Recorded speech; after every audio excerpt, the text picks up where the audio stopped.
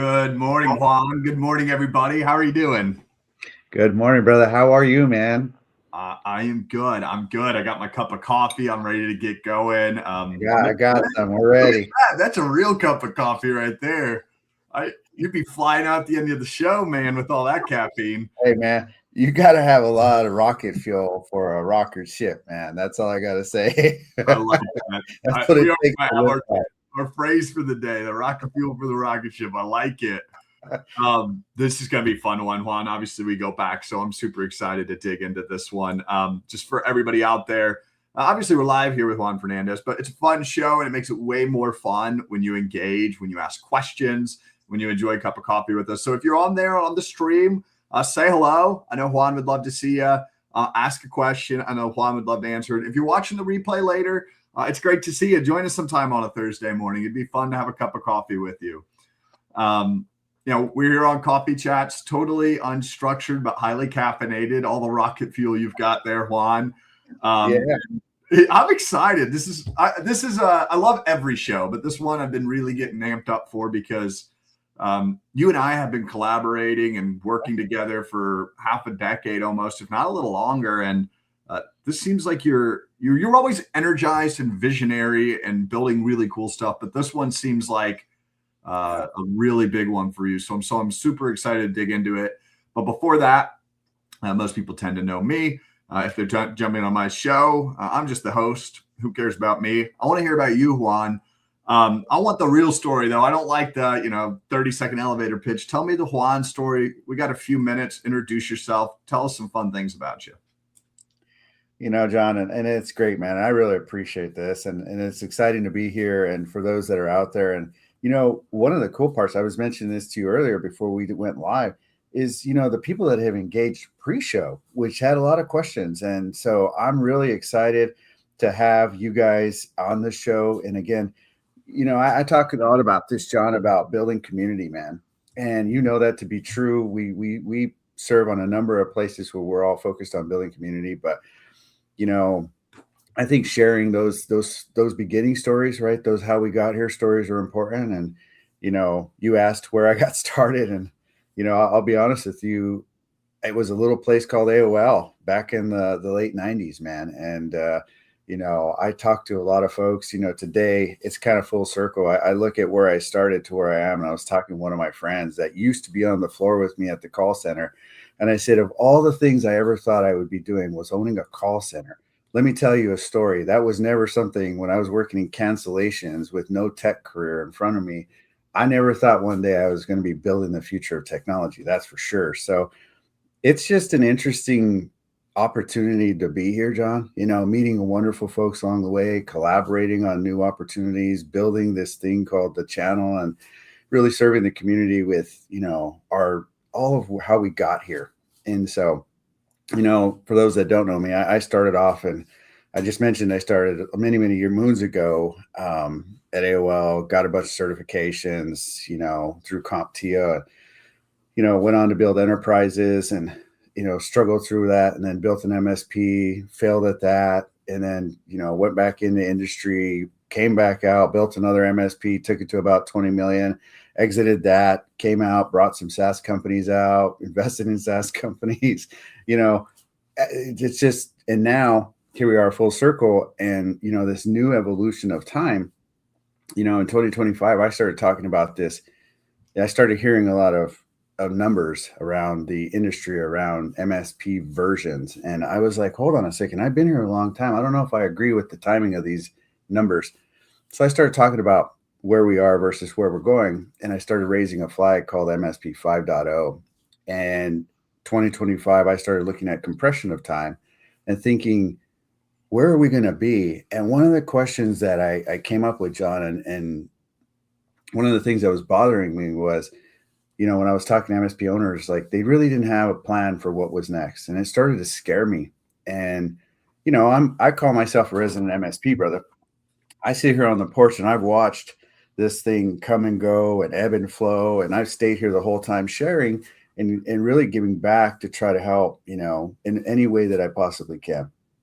But the thing that bothered me was the compression of time. And I started to see 2025 and looking at technology and following the trends of where it's coming and thinking, what do we do when what we do isn't what we do anymore?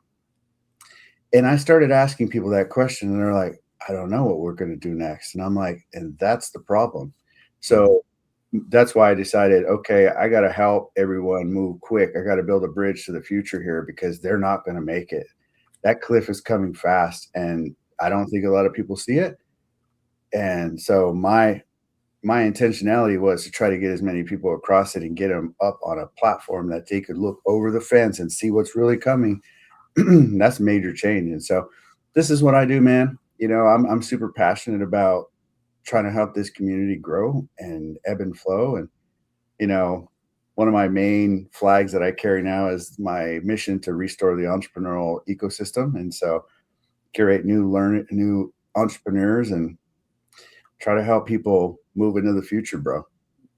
I know I came from it, man. It wasn't a lot of people that carried me into this point. I can tell you it was a lonely road. And so I'm like, hey, come on, this is better together. So, and this is where we met as an entrepreneur, right? Like, I mean, you were out on the road alone too, man, when we first met. And I was like, hey, man, come on, let's go together for a little while. I remember that about what would be 6 years ago now. But I mean, I have to remind the GTIA folks every time. The only reason I'm involved in that community is because of Juan.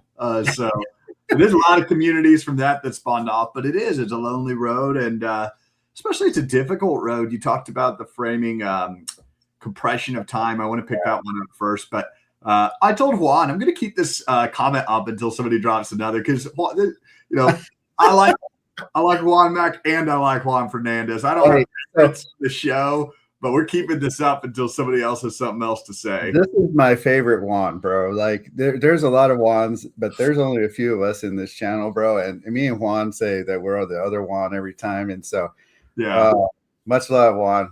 I love Juan as well. Yeah, I love it. But I told him I'm gonna keep I told him, I said in chat again, I'm keeping this up the whole show until somebody else has something else to say, because you are my favorite Juan, at least at this moment for the show. But it's great ones, including you, Juan Mac. Good to see you. All right, we started talking compression of time. Yeah. And compression of time is something that I've always explained it as in I like your framing of compression of time. I also explain it in expansion of, I say, galaxy. It's like everything we do in the IT never goes away. Those printers still break. Those Wi-Fi routers still go down. Those APs need firmware upgrades.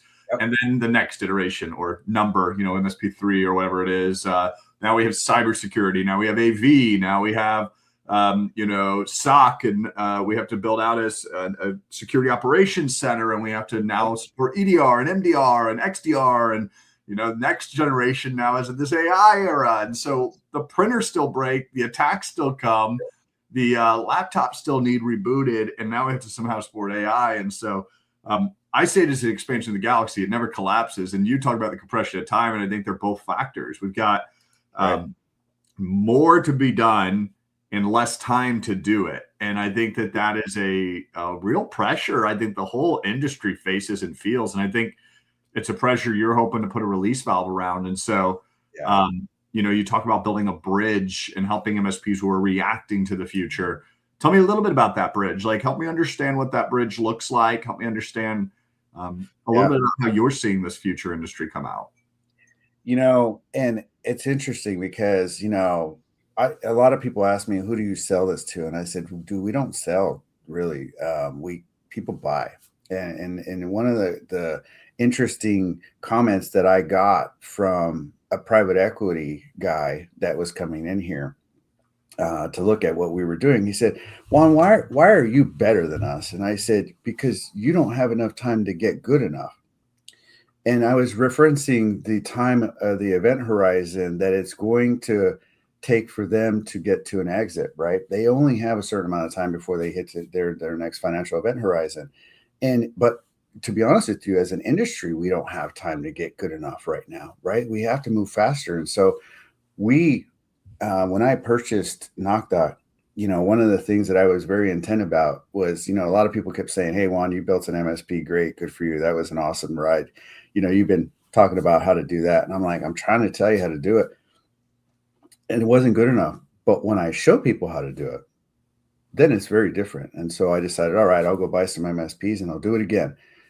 And this time I'm going to show everybody how to get there faster, because I'm afraid that they're not going to get there faster. So our MSP-As-A-Service program, when we purchased NocDoc, it already had a really great solid backend that was all ITIL operated with CIS controls, and they're aligned, right? So when you think about the dream state of the managed services is getting to operational excellence in a short period of time, you know how long that takes?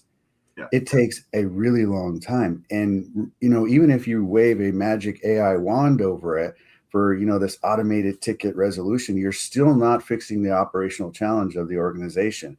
This is still a people-based company, right? Regardless if you're going to be the $1 million or the unicorn one-man band, right? Like it's beautiful because we curate those every day. But I will say that for those that, in the 1 to 5 million range, like they have a lot of challenges, and a lot of it is around operations. You don't start to feel it until you're around 10 million.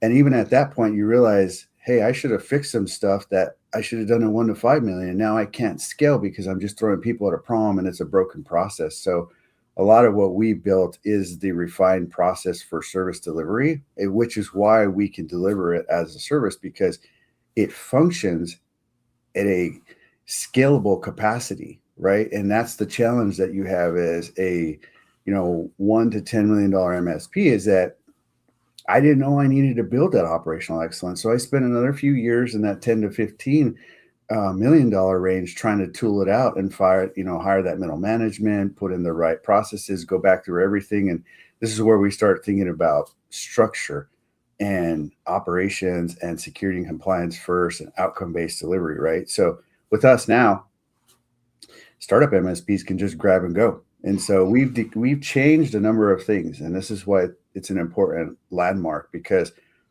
before, MSPs would start off a business, go through understanding maybe what a customer needs, find a product and service, go take a trial, then go in and implement that, hire some people to operate it. And all of a sudden, their time to revenue is way out here on the first time that they bring in their first dollar.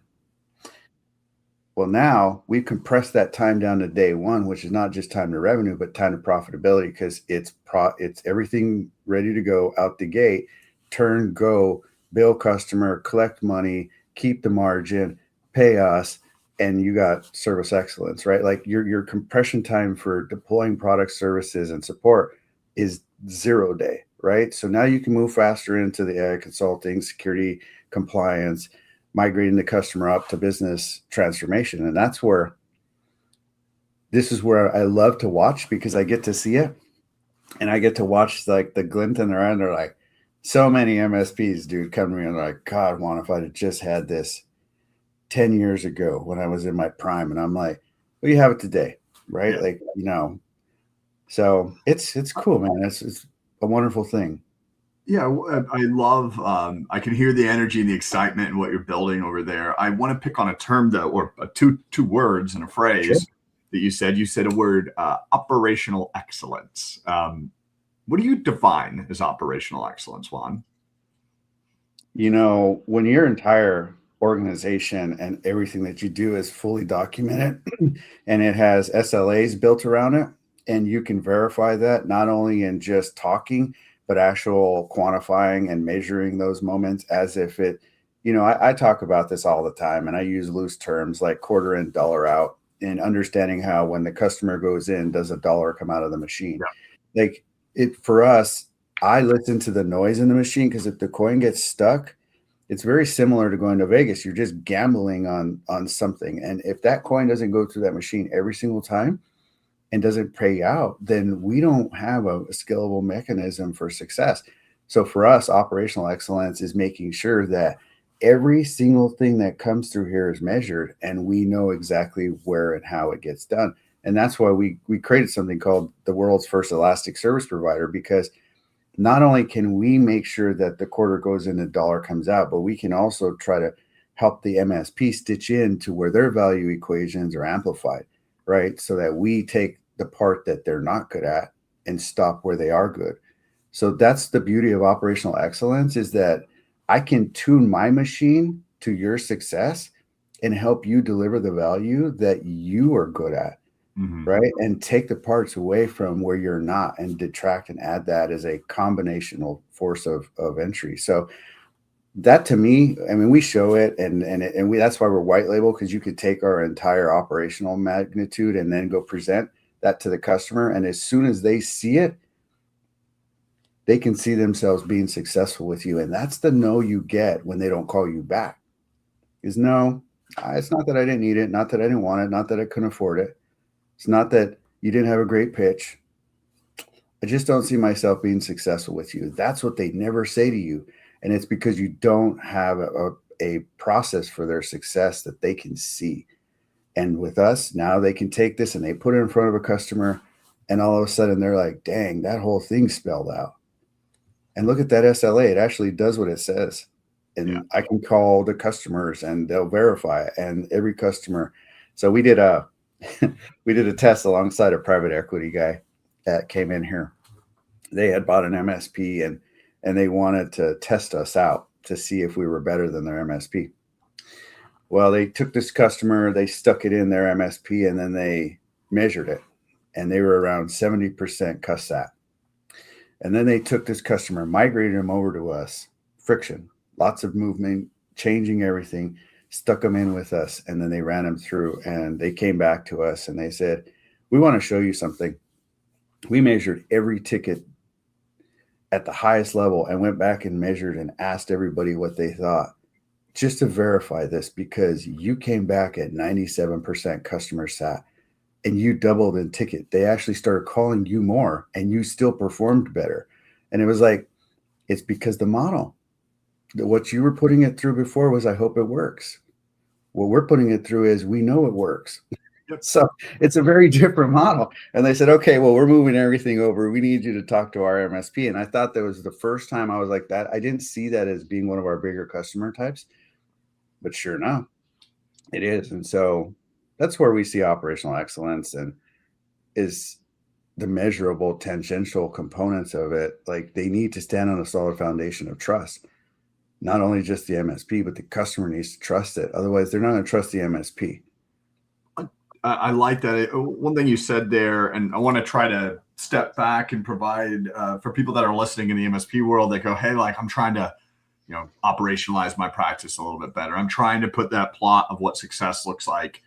Like, let's help them for a minute. Like, what you talk about a process for success. You talk about, proposing a pathway where the customer can see themselves be successful. Like, for an MSP that's maybe getting started or that's starting to hit that, I'm going up to the 10 million barrier, or the 5 million barrier, or that 3 million barrier. Like, what are ways that they can improve their business today? Tactics they can walk with today that might help them out. I love this exercise, right? And I talk about it as quarter in, dollar out. And I have an exercise called What Your Customers Aren't Telling You. And in that, I like to take and just, here's a really quick exercise that I do often is take the customer that you like the most, right? Take everything that you do as a business. And if you have, and again, this is where I love working with MSPs, because I do this with MSPs all the time. They're like, bro, I got my whole thing figured out. You're going to love it when you walk in here. And I'm like, all right, I'm going to take a test. We're going to see. So we'll start off and I'll say, okay, what do you do? Just tell me, do you do 8 to 5 Monday through Friday? Like, do you do 24/7? Like, what do you do? Do you do Microsoft Office 365? Do you do backups? Do you do network management? What do you do? And I say, but only tell me what you do if you have a documented process that you can show me. Now let's talk about what that is. Now tell me what it is you do. And usually they have this huge list initially that they rambled off. And they're like, oh, well, we do projects, we do this. And I was like, no. Do you have a documented process for that? No.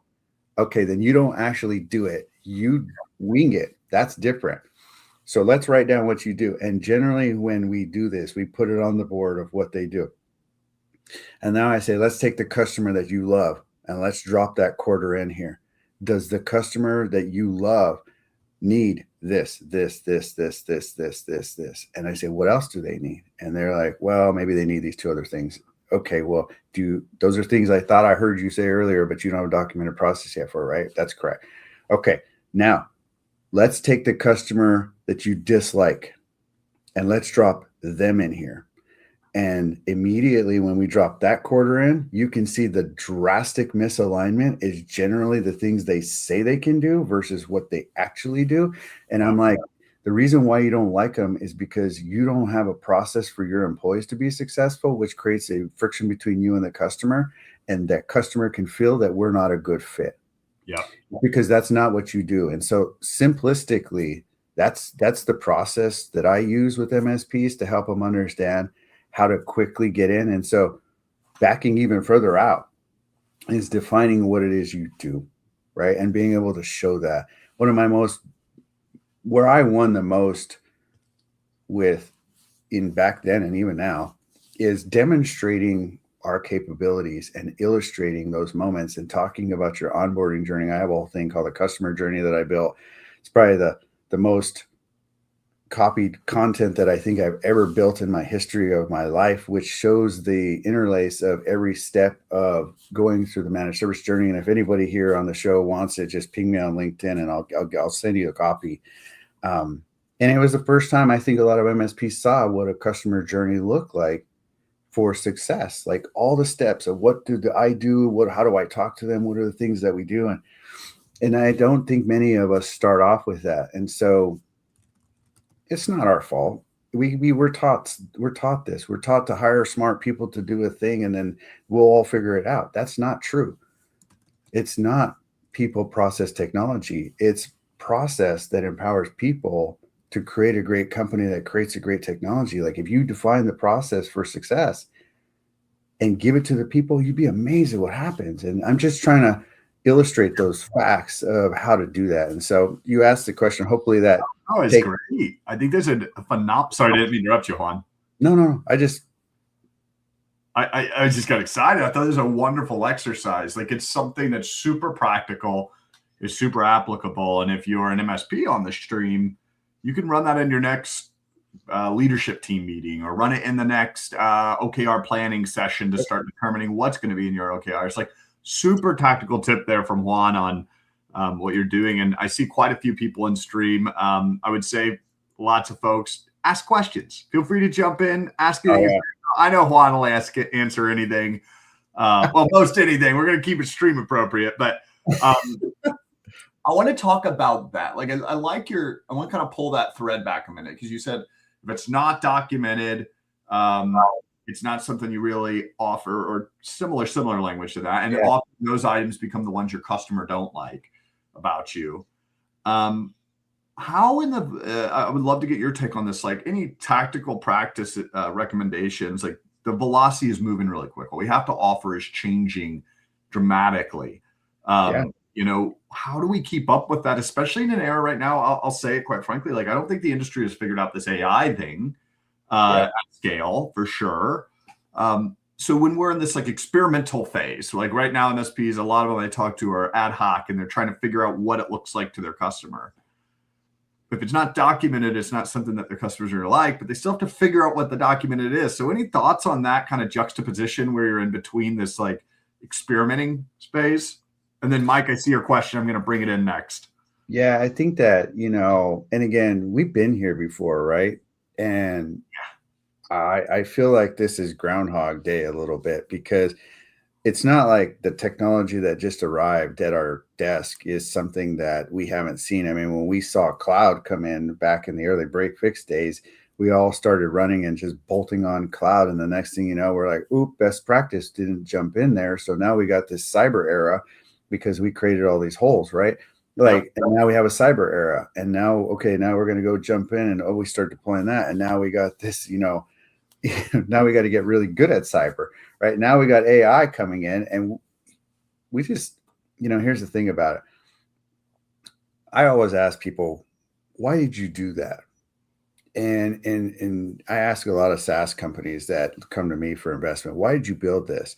Who asked you to build it? And really why I'm doing that is because I'm curious about where are you interacting with the needs of the customer? And from that perspective, I think right now, in this moment in time, is our opportunity to get closer to the customer, right? And understanding and taking that information and documenting their needs and then figuring out the technologies that are going to be the best practice technologies to deploy into their environment. We don't have to run and jump and do all these tricks to get attention. We just need to pay attention, right? And that's where it's a very different approach. And I think that so many people are like just trying to, do this sign twirling on the side of the road to hope they get somebody to come into their car wash. And I'm like, what are you doing? Why don't you build a premium experience? Like, why aren't you like building very deep, involved customer relationships with the folks that need the technology? Everybody wants to build their business right now. There is a lack of those folks. But if you don't sit down and document your approach to that, and again, going back and doing assessments of their business and understanding the business functions and going into their business and understanding the interlace of the technologies and what could be a benefit to them and where they can use AI and where they need cybersecurity and where they need managed services and all the pieces, this is a perfect time to execute on all of our skills. But I see so many just trying to say, you know what, screw it. I'm going to ditch that. I'm going to go run to this next gold rush. And I'm like, I could have swore we played this game before, like this where we're all running to stake our flag in this newfound land that like no one knows anything about yet. And there's a lot of casualties going to be along the road because we weren't ready to run there. You got to move a little slower. And I think that that's where right now, if you're not focusing on the customer success and documenting how they're going to be successful, it doesn't matter what you throw at them. You're just hoping it works. And that to me is a danger. And I'm trying to help everyone else slow down a little bit and do the right thing. And, we can be super successful. You don't have to jump so hard, so fast. Yeah. I'm with you. I've been advocating quite loudly about cutting through the noise and like slowing down. Just because our customers started adopting it doesn't mean we have to jump in and solve everything. We can give them time. Like adoption also, I have a whole qualm on right now, but they haven't adopted it. They're using it. That's okay. A statement. But I saw Mike's comment here. I think just kind of complimenting your points from earlier, an MSP has to be measurable, consistent, and scalable to their customers. Documented process is the only way to achieve this. So it's the ultimate sales tool, man. Like, I was talking to somebody that is from the Show Me State. So Chelsea, I remember, and I wish I was from there because I feel like I'm from there. That's like, prove it, man. Show me it's real. Like that's all they want. And if you can't do that, you're not going to win because there's a lot of people that can now. And that's where I think, turning it back, the technology back on helping us get better first so that we can have a more eloquent and a more deep engagement with our customer, I think is the smart move right now. And I see people doing that. And I appreciate high five to all those out there that are making themselves better right now. But I think that that's the next goal of mine. It's going to be quality. And I say that even internally to my team, we move at the speed of quality. If we move faster than that, it's full stop.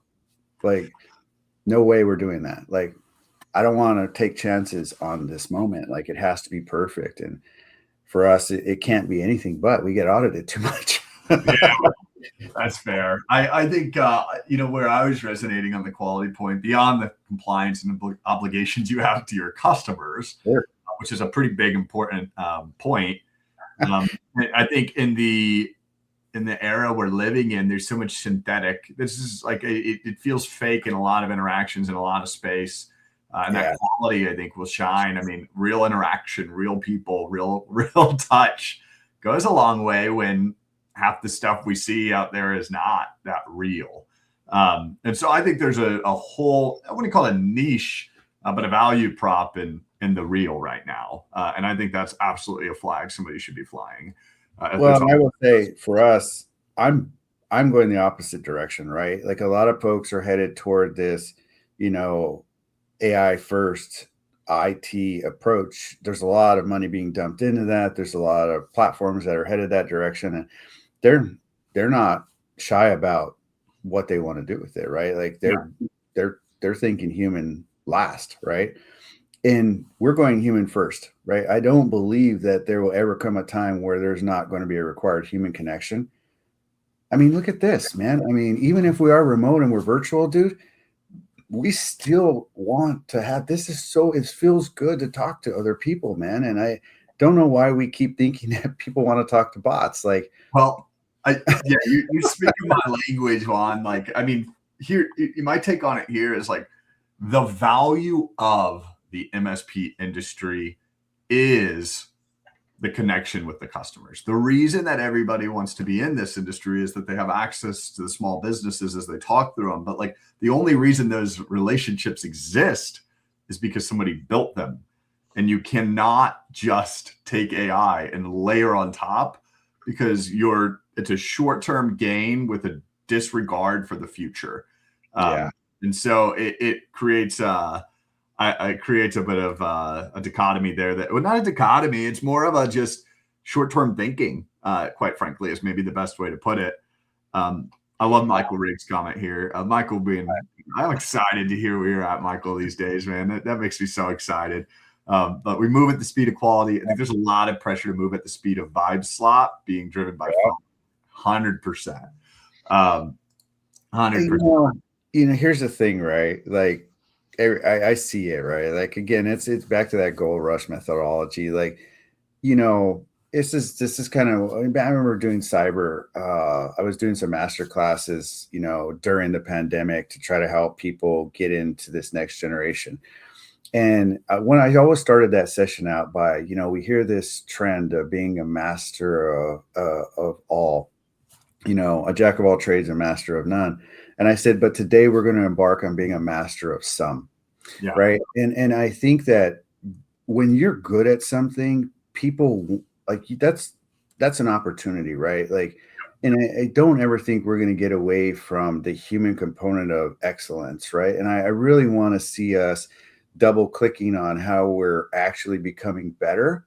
And I don't know that running to AI and using it in those notions. I still don't use it to create. I'm a creator. I'm a builder. I'm a coder. I was telling you earlier, the code that we're writing, I'm at this moral dilemma and it's tearing me because I still want quality code and I know I can do it good with AI, but I'm still so torn on wanting to do it the right way because I trust that I can get this done the right way. And I know the quality that I'm going to get, and I don't have to worry about these variables. Like, it's just this moment where I personally feel like we can still do better and we don't have to keep, I know it's cool. Trust me. Well, I know. People. I love me my AI. Dude, I'm not gonna lie. I know it's cool, but man, there is a part of me that's not willing to tear apart who I am as a creator to lose that. And I just can't, man. It's not my job to make everybody love AI, but it is a weird passion of mine for some reason. I'll say this, Juan. I think you said something earlier and it just clicked with this statement. And I see, Juan, I want to pull your comments up. But you said something earlier. You said when we were talking about why you're building what they do, they don't have the time to catch up. Sure. And you said the event horizon. Well, I actually jumped to, I liked your point, but what I actually jumped to when you said that, and I use this phrase a lot when it comes to AI, is empathy. And it's a weird word to use in the world of AI, but I love your purist approach on the coding. As a software engineer, like, can completely have a massive level of appreciation for it. My take on AI is that it must have empathy that's attached to it and applied to it. And so the reason that I was going to say my point when you said earlier, the reason that you'll beat a PE is because a PE doesn't have time to build empathy.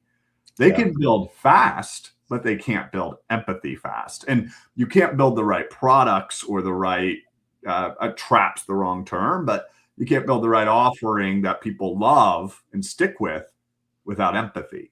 And so that's what I thought you were going to go earlier, was like, they can build as fast as they want, but if they don't have the empathy of what's going to happen and the understanding of what's going to go on, and yes, I can ask AI, like, what is the future? What is my MSP going to run into in 3 years? But it's not going to have the empathy of those problems to attach when how you build it. So stump speech off. Let me pull some let me pull some pieces in from Juan here. Agree, Juan. I think the opportunity is, I'd love your take on this, but I don't think it's about sell. It's about the relationship building, the process and optimization, getting into a customer and actually having those conversations that you have been disregarding for years. That's my take.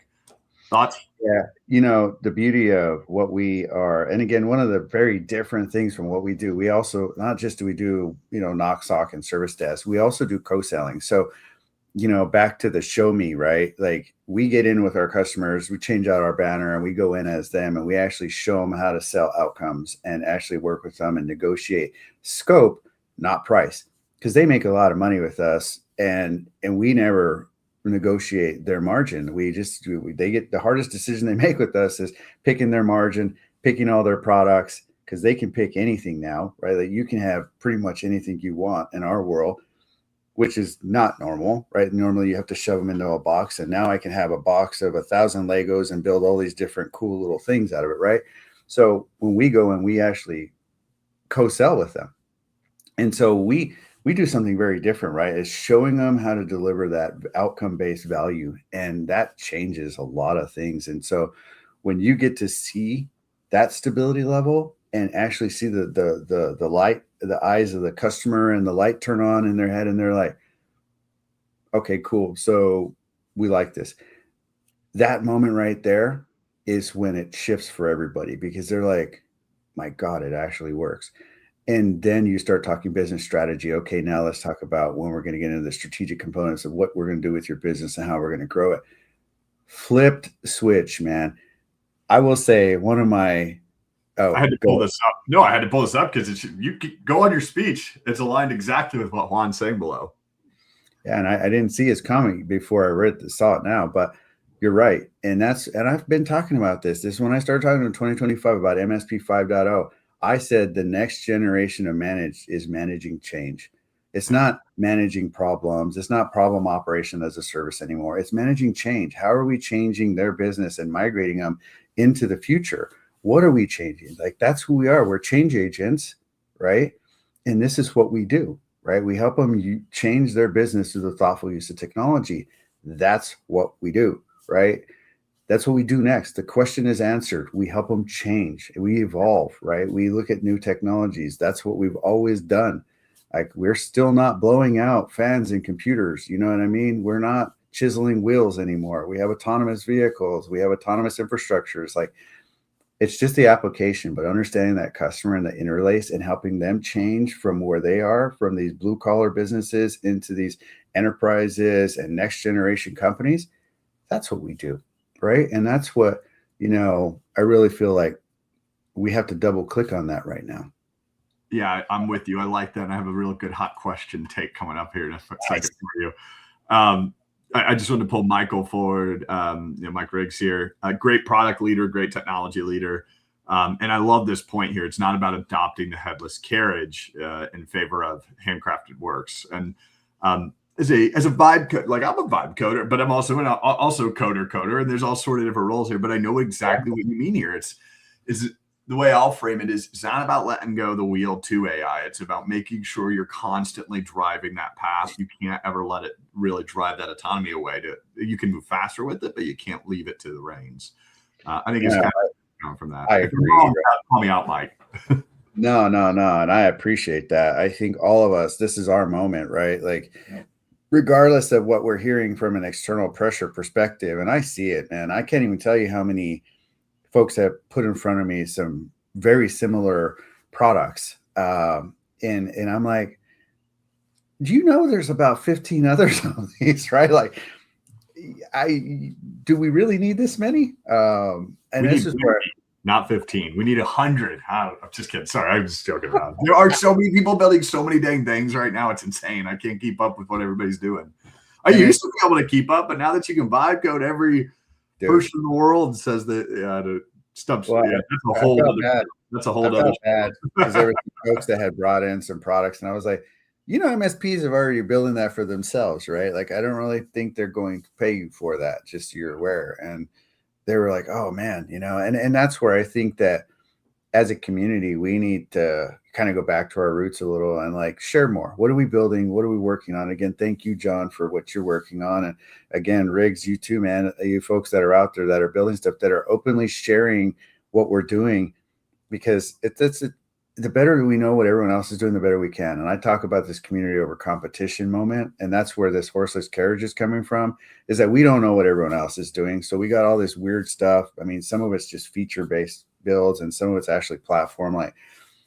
But I think this is the moment where we get to come together as a community and start talking about it and being open about what we're building. And for us, I'm trying to build the stabilization layer so that they can start looking at those adoptive aspects, right? Like I'm very transparent about everything we're doing, our pricing, every single thing we have is extremely transparent on purpose, because you need to understand how you can use it.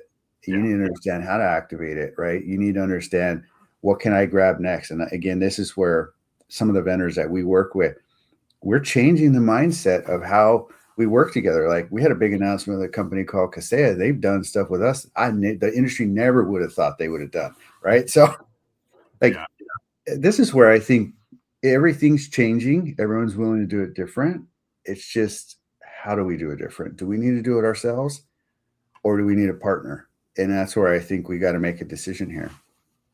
I'm with you. I think there's a lot of transformation happening at a very fast pace, and it's hard to make those decisions. I want to pull Reggie's point forward.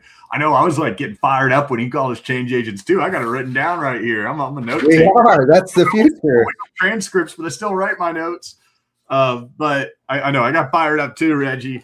I love where we're headed on this track. We could do this for hours. This is the problem with the show. It's only an hour, and I pull on amazing people like yourself that could go on for hours and hours and hours. But we're rolling towards the back half here. We're past the back half actually. And so I want to ask you my hot take question, and I have one more, and I want to make sure we get close to the 50-minute mark before we get to the ending segment. So, my hot take question, and I'm sure drum up a little bit of dirt on this one. For MSPs now, what's commodity and what's value? I think it's perspective, right? I hear that constantly. And, one of the things that I think we need to take stock in is that it doesn't, standing on this preface of this, using these words is to me unimportant, right? I think when we look at, we should focus on value first and understand that everything that we do is a commodity, right? Like that doesn't matter. Like at some point, your AI is coming in here to commoditize what it is you do without you, right? So we have to start thinking differently, right? Whether it's the product or service, like we don't talk about what do you do? Problem operation as a service. No, don't stop line iteming what your service is and all the other stuff. Like start talking about your outcome base. Like you need to become the next value chain, right? You need to define who you're going to be, because if you accept that you're a commodity, then you're going to act like a commodity and you're going to go cheaper. When you find and define that you are a valuable asset to that business, you also have to present yourself as a valuable asset to that business. And in turn, you need to be able to define that value. And that's where it's not a matter of what you do and the words you use. It's who you choose to be, right? Like this is a decision moment, right? It is, you decide to be a value or you decide to be a commodity, cheaper or better. Which one? You can't have both, right? And that's where I think right now, everybody has an opportunity to take all of the commodity components and create them into a value chain, and then adopt new technologies to create additional value and create yourself as the ethos for that opportunity for that business to be successful. If you are the thing that makes them successful, you are the valuable thing. You are not a commodity. And that's where I think it's just a mindset shift, right? Because everyone's like, okay, well, we're just commoditized. And it's like, well, if that's your mindset, then you're just going to be that, right? And that's fine. You can. There's a lot of people that do it every day. It's like, okay, well, I can only win on price. Congratulations, you missed the point. That's not the point. We're not cheap. We are valuable, right? Like that's where the difference shifts. Like you got to define, but if you don't define who you are and you don't have a process that you can define, then you will be a commodity, right? And that's where I think we need a little bit of an education on how we approach. And that changes everything. I love it. Yeah, I think the approach is critical, right? Especially in the era where I mean, almost anything's accessible fairly quickly. Yeah. I've got one final question. Then I want to do our recap before we do into the hot takes at the end and the shameless plug at the very, very end of the show. It's always a good feature. What question did I not ask today that you expected me to ask today on the show? I think that one thing that, we get asked often, and it's why does MSPs why would they turn over their business to you? Because we end up operating their business for them. And it's like, you got to trust somebody, and that's where a lot of folks, it's a trust fall, right? Like, it's like, I've been burned so many times in the past with so many bullshit snake oil situations, whether it be products or services or whatever it is. We're just so jaded, and they've had so many in a customer interaction. Like, this is a very delicate moment. And that's where you need to do good due diligence, and you have to be able to get in and look and understand and know what you're seeing. And that's where we're excited to be a partner to our MSPs. Like, we put everything we got on the line to help them become successful. That's our primary focus. That's all I care about, and so we change vendors to also move in that direction with us. And that's where I think we're very different. And that's kind of how, a lot of people ask me, why would they do this? And I'm like, well, because you don't really have a choice right now. You have to trust somebody, and you're either going to trust the machine or you're going to trust the people of this community that are aimed at your success. You got to make it a choice, right? Yeah, I think I'll pull in Mike's comment here as a final point before we roll into the wrap up. Are you a vendor or are you a partner? Your customers will treat you as much. It's kind of a full line through the show. And the intent to wrap up the show, we walked through a lot of areas here, right? Today, we started the conversation. I pulled us down this thread because you used the word operational excellence. And that was one thing that I thought was super interesting. And as we pulled through it, operational excellence, you defined, or at least call me if I'm wrong, but your definition was, it's not what you offer, it's what you have fully documented and you have SLAs around and you can actually execute on repeatably and measure against. And we talked into, from there, we moved into the kind of like what's coming next in our industry. And you talked about what, people are buying is changing, as well as MSPs are kind of reacting a little bit to a lot of the change. And you're building a bridge over there to help them bridge this navigation and change that's going on. We segmented back to operational excellence, where I thought you had a lot of really good tips. If you don't know where your quarter goes in, I always call it, I don't know, what's the Grinch. You remember that when Cindy Lou Who falls in that little machine and then she comes out wrapped up as a package. You say quarter in and I say dollar out. If you don't know how Cindy Lou Who falls in the machine and all the widgets and she gets into the same package every time, then you don't have a proper machine, even if it looks like a Dr. Seuss machine.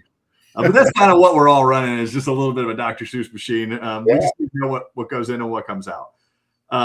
And you talk about how can your customers see themselves being successful. You don't get a no because they don't want to pay or they don't want your offer, and they didn't see their path of success with you.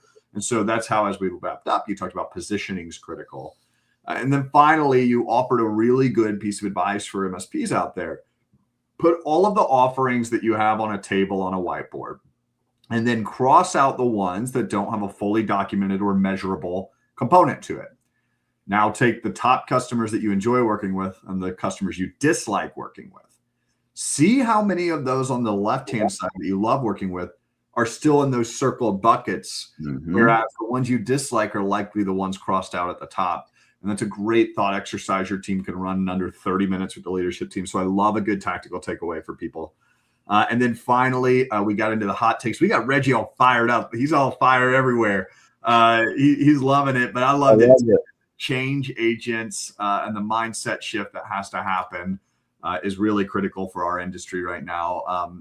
We are moving beyond reaction. We have to move into proactivity. And that means, or I don't even know it's a word. It doesn't matter. I make up words all the time. We have to become proactive. And so that's my recap. I think it was a great and wonderful show. Juan, I'm going to pull us into the last shot. It's called Espresso Shots. It's really quick segment before we sign off. And so here's the rules of this segment. You have as much time as you want to think about it, but you only get one sentence, and that's going to be really hard for you, Juan. I love you to death, but one sentence is what we've got today for each answer, so we can get off on time. It's impossible for me too, just FYI. So what is one thing that MSPs should stop calling themselves immediately? Managed service provider. I like it. The biggest sign an MSP is stuck in a rut.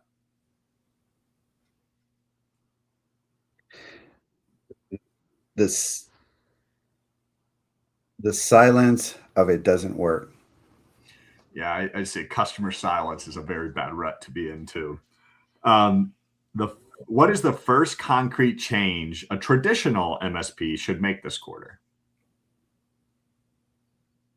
For real change, see us.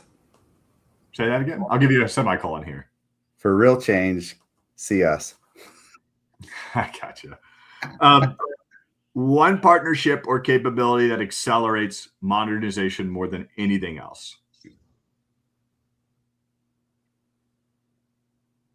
Insights. I like that. You can't measure you can't manage what you can't measure. I'll say this finally, finish this sentence. MSP-As-A-Service becomes real when ... When you see success. I love it.